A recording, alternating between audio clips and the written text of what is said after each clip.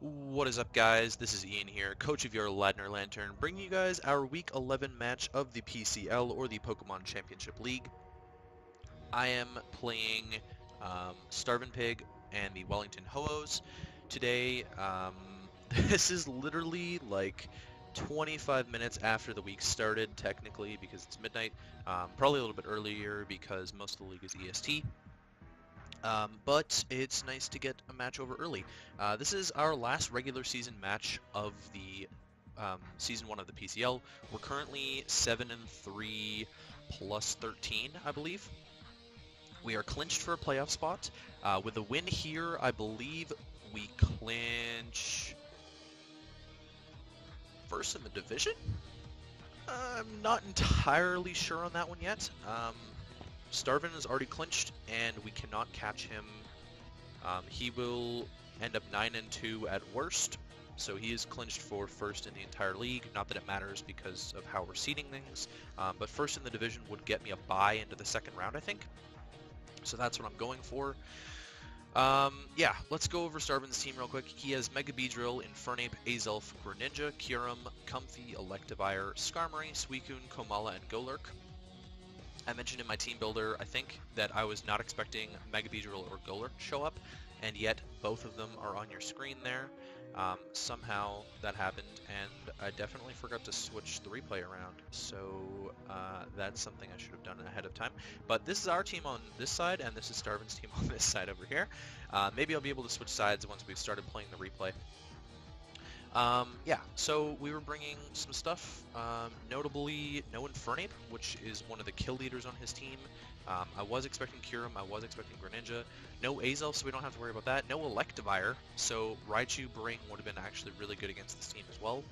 No Suicune, so I think I had Toxic on Excadrill, so that's kind of wasted. And Superior's not as good against that team. If you haven't seen my team builder, you should check that out. I am uploading this a little bit late. I'm choosing to upload this later in the week rather than right after I've played it, because I want this game to be a surprise. It is the two top teams fighting each other in the last week. I think it's kind of exciting, and it's a hype matchup.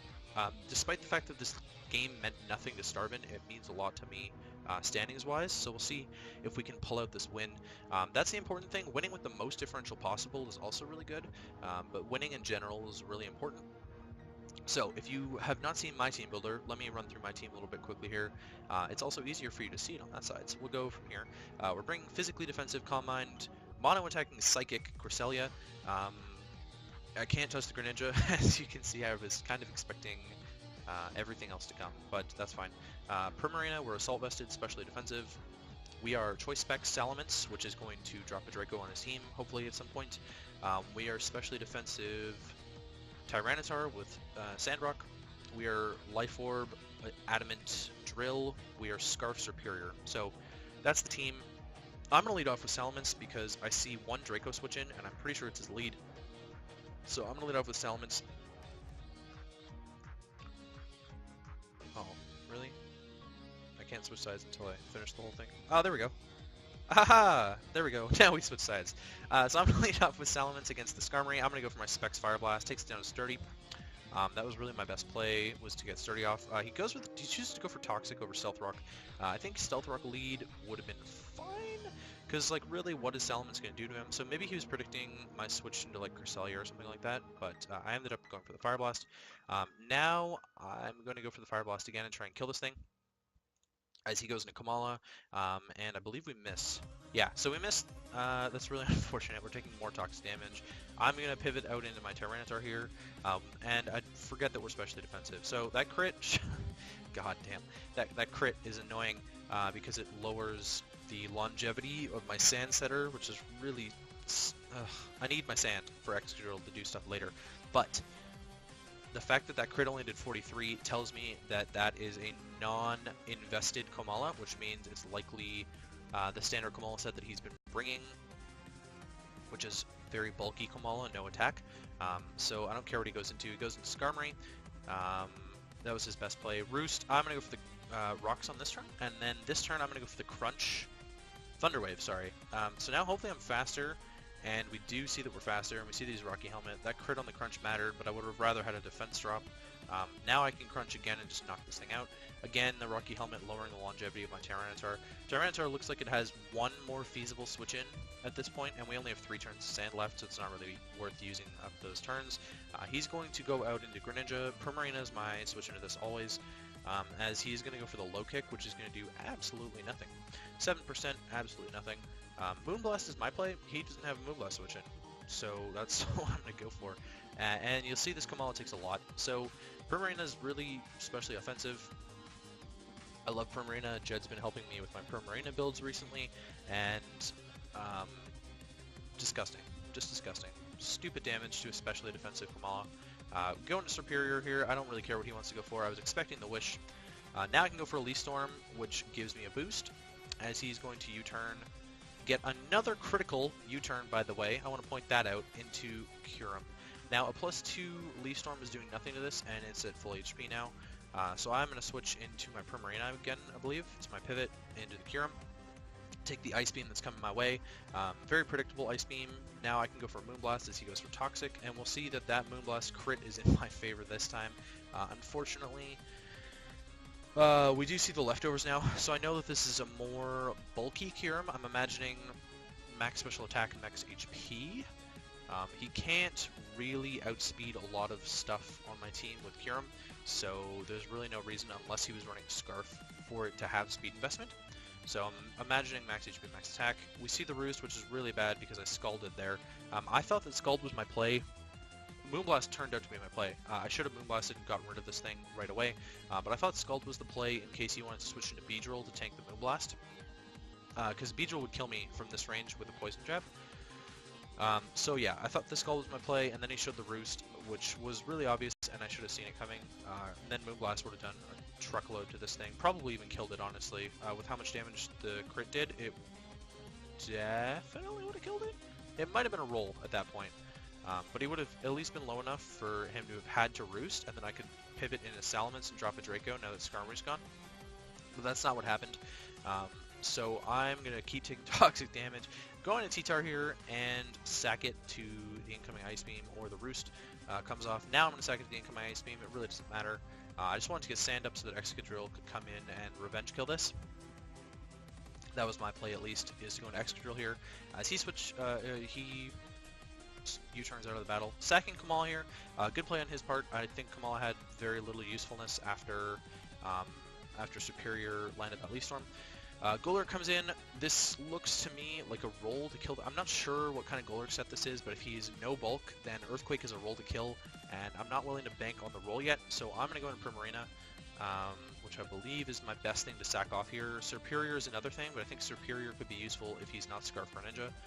So I'm going to go into Primarina and sack it to whatever he wants to go for. And it is the Drain Punch. Now I didn't calc this because I figured that it was going to be banned anyways. Now we go into Superior. I'm going to go for the Leaf Storm as he pivots into Kyurem.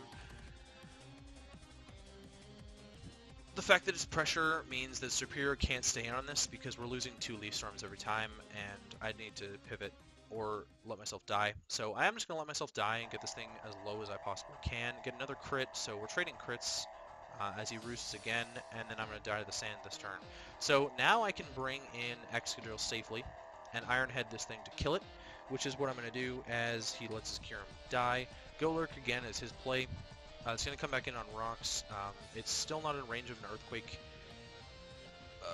yet, and by the looks of this Earthquake damage, it looks like it was never a roll in the first place. It looks like he had a lot of HP investment. He decides to go for the Shadow Punch, assuming I would switch into Cresselia potentially.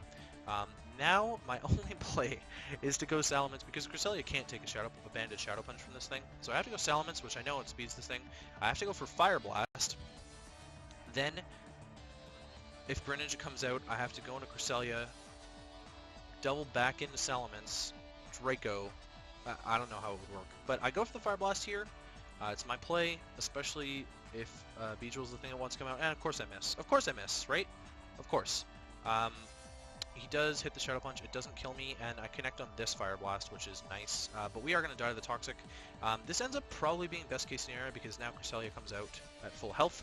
And we'll see if this Greninja has something for us. We don't see Dark Pulse when it's the last thing alive, so I'm assuming it doesn't have Dark type coverage. I'm going to T-Wave this thing, slow it the hell down, and I'm going to use that opportunity with full pairs and stuff to my advantage. The fact that he goes first this turn shows me that he's Scarfed, so I can start Calm Minding up on this thing, and then I can Moonlight on this turn, get my HP back, and I can essentially get up to +6 on this thing for free. Obviously we can't hit it, but I can PP stall it now that I know now that I know that it's locked into something. Beedrill is going to die to the Psychic, and it looks like Fellstinger is his best play for me. I don't know how much heat that actually is.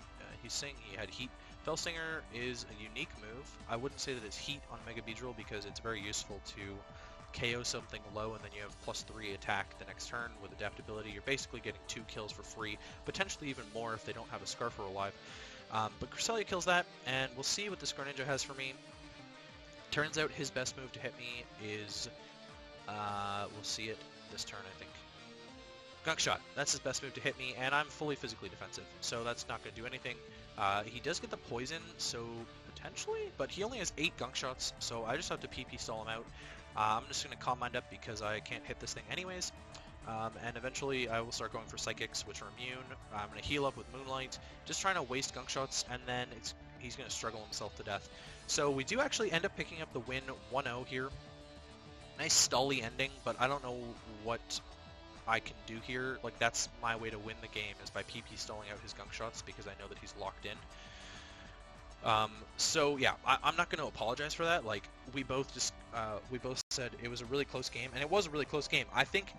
Personally, I think the game is way different if I don't miss those 2 Fire Blasts, but potentially not. Who knows, right?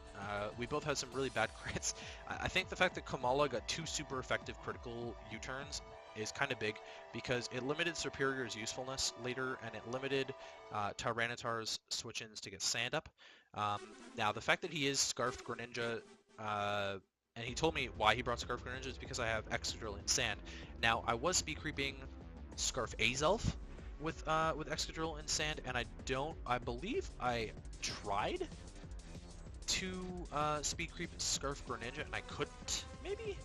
I can't remember exactly, but I believe I could not outspeed Scarf Greninja. Okay, I'm going to hit 604. What does Scarf Greninja hit? Whoa, that's not right. 377 times 1. I could have outsped Scarf Greninja, actually. So maybe a mistake on my part, but I was anticipating him to have like Water Shuriken or something so that it wouldn't matter if he brought Scarf. Who knows? I'm not sure how that will play out, especially if we meet in the playoffs later. I'm afraid that I'm giving up too much information by even posting the team builder, so I might not post the team builder in the end. At the end of the day, I might not post the team builder, and we'll just go with the beginning of the video, because this is potentially one of my playoff opponents, and I really don't want to give away too much of the team that I brought. Anyways, we take down Starvin 1-0, and we move up to 8-3 plus 14. Unfortunately, like half of the Week 10 matches weren't finished, so I have no idea where we are in the playoffs right now. I guess you'll find out when I post my playoff video. We are guaranteed playoffs. I knew that coming into week 10. I believe our Week 9 match clinched us playoffs, where we beat Blade, who forfeit to us. I believe that clinched playoffs for us. And then in Week 10, we took down Robin and the Brussels Burmy, and then in Week 11, we took down Starvin and the Wellington Ho-ohs. So we are actually, oh dang it, we played in Week 8. Yeah, so we haven't had a loss in this league since Week 7, when we barely lost to Derpy, and a real loss that wasn't to Heat-Proof Bronzong we haven't had since Week 4, when we got absolutely bodied by Libraries. I'm really hoping to get some revenge on Libraries in playoffs. If that's the opponent that I go up against, I'm hoping that it's him. I also believe we lost to Cade. Yeah, so we have 3 losses on the season, Cade, Libraries, and Derpy. I'm looking forward to playoffs in this league. I believe I've clinched playoffs in every single league that has made it to playoffs, so I have a pretty good track record of that.